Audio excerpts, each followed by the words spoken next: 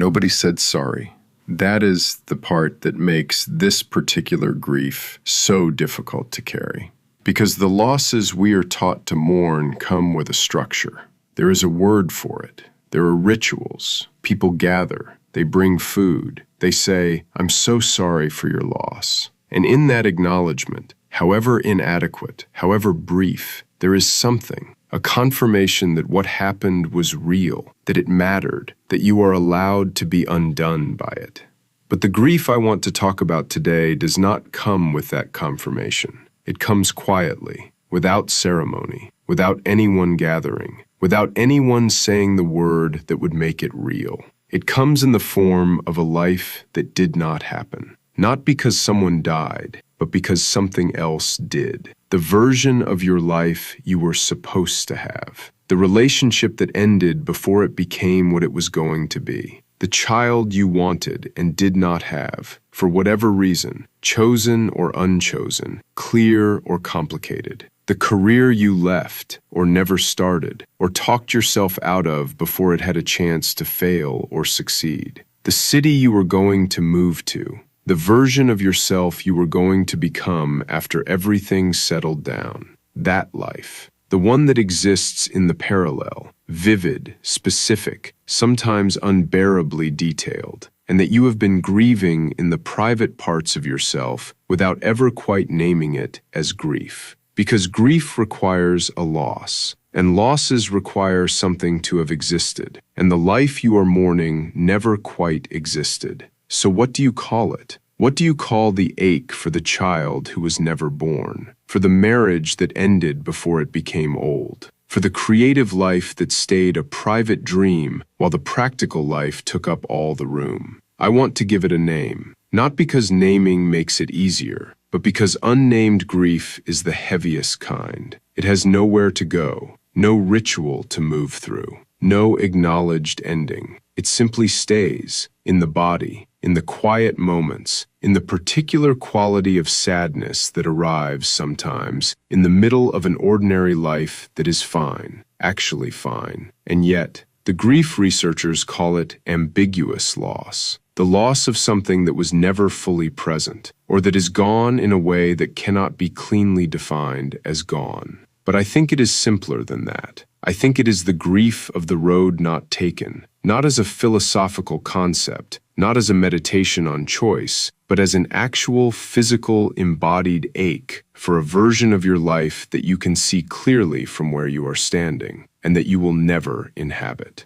Let me say something about that never, because it is important, and it is the part that most consolation gets wrong. The consolation usually goes like this: you don't know that. Things could still change. It's not too late. Life is long. And sometimes, that is true. Sometimes the door is not as closed as it looks. Sometimes the life that seemed foreclosed is still, in some form, available. But sometimes it isn't. Sometimes the never is real. The woman who wanted children and is now past the point where that is possible, the never is real. The man who wanted to know his father before his father died, the never is real. The person who left the country they loved under circumstances that made return impossible, the never is real. And telling someone that it might not be never when it is, in fact, never, is not consolation. It is a way of not sitting with them in the grief. What those particular nevers require is not hope.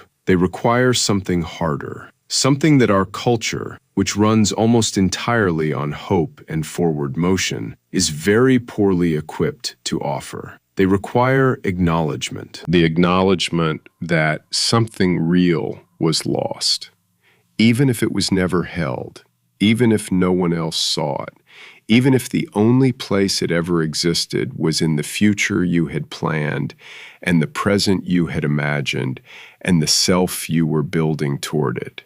It was real. The wanting was real. The imagining was real. The specific, textured, particular life you had constructed in your mind was real, as a vision, as a direction, as something that organized the way you moved through your days. And its absence is real, and you are allowed to mourn it, without qualification, without being told to look on the bright side, without being reminded of what you do have, which is real and may be considerable, as if the presence of good things cancels the absence of the lost ones.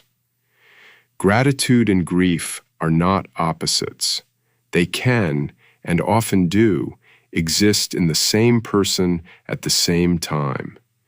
The person who is deeply grateful for the life they have can simultaneously carry a genuine sorrow for the life they do not. These are not contradictions. They are the texture of a fully lived life.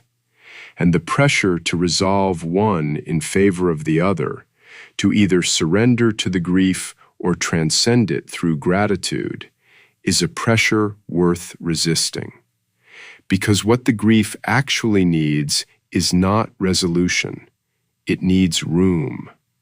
Room to be what it is, without being rushed toward acceptance, without being treated as a problem to be solved or a mood to be corrected, without being measured against what other people have lost and found to be insufficient. Your grief for your unlived life does not have to compete with anyone else's grief to deserve to exist. I want to say something about the specific grief of the self that did not become. Because for many people, this is the one that goes most unacknowledged. Not the external life, the internal one. The version of yourself you were growing toward before something interrupted the growing. Before the circumstances changed, or the relationship ended, or the opportunity closed, or someone told you something that made you turn around and walk back toward the familiar. That version of yourself was real.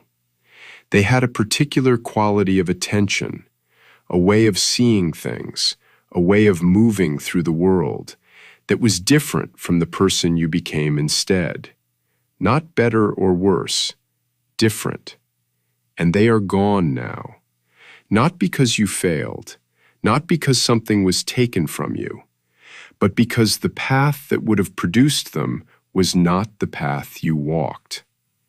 And sometimes, in certain kinds of light, you catch a glimpse of them.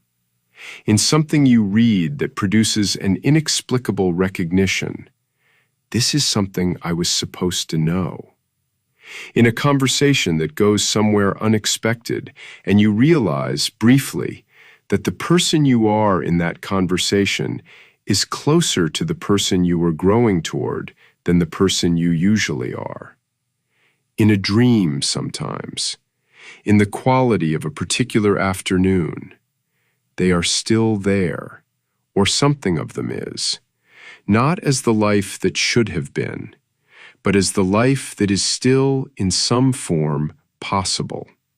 Not the whole version, not the exact version that the other road would have produced, but something genuine, something that carries forward whatever was real in the wanting, not the specific form it took, but the thing underneath the form, the desire to create, if that was it, or to connect, or to contribute something specific to a world that needed it, or to know yourself more fully than the life you have been living has required you to. Those things, the actual things, beneath the specific forms you imagined them taking, those are not foreclosed.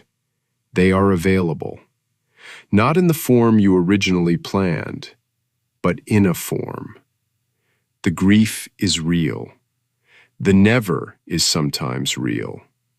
And underneath the grief, often, not always, but often, there is something that has not yet found its form, that is still, quietly, looking for one, that will not be the life you planned, but it will be a life, yours, fully, with everything it contains, including the grief, including the knowledge of what was lost, including the particular tenderness that comes from having wanted something completely and learned to live without it.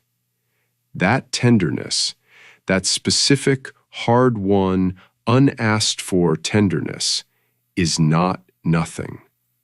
It is, in fact, one of the most human things a person can carry, and it belongs to you.